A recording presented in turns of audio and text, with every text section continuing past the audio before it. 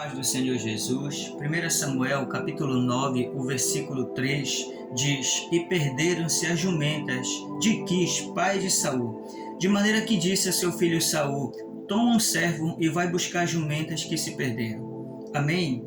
Hoje pode não ser relevante ter um jumento, mas nesse tempo e nessa cultura, o jumento era um animal valioso, era o meio de transporte naquele tempo.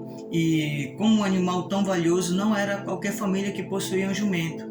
E a pergunta que fica: como sendo um bem precioso pôde se perder? Porque a Bíblia diz que foi perdido e não roubado. É claro que foi por um descuido, por estar muito atarefado, em algum momento ele se descuidou desse bem. Mas o que isso tem a ver conosco nos dias de hoje? É que hoje também se perdem coisas preciosas da nossa vida por descuido.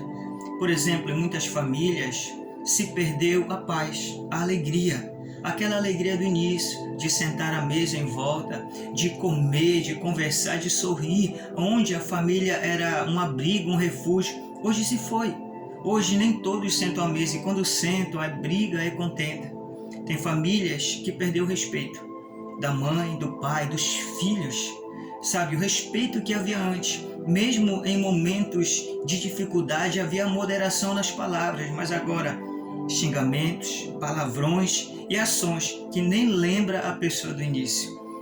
Hoje tem relacionamento que se perdeu a confiança. Antigamente a palavra era suficiente para dizer eu estava em tal lugar, hoje não. Tem que se provar, tem que se ter testemunha, tem que se ter a filmagem, sabe? E esses bens são muito mais valiosos do que jumentos. Tão valiosos que não se pode colocar um preço. E esses bens foram perdidos em muitas famílias. E você sabe o que é pior? É que muitas vezes a gente nem percebe que esse bem foi perdido. O pai de Saul Quis disse: meu filho, vai buscar as jumentas que se perderam. E a Bíblia diz que se a gente busca, a gente encontra. Mas como a gente vai buscar aquilo que a gente nem sabe que se perdeu? A verdade é que muitas vezes a gente está igual Marta, a irmã de Maria, tão atarefado com tantas coisas que a gente nem sabe qual é a prioridade, qual é o principal nas nossas vidas. Mateus capítulo 6, o verso 33 diz: buscai o reino de Deus e a sua justiça em primeiro lugar, e as outras coisas vos serão acrescentadas. Aqui é uma direção de Deus.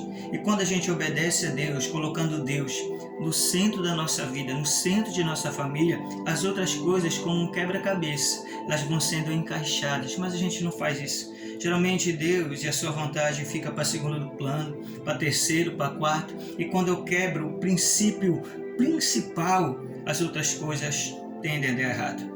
Que o Espírito Santo de Deus nos dê sabedoria para colocar Deus em primeiro lugar em todas as áreas da nossa vida.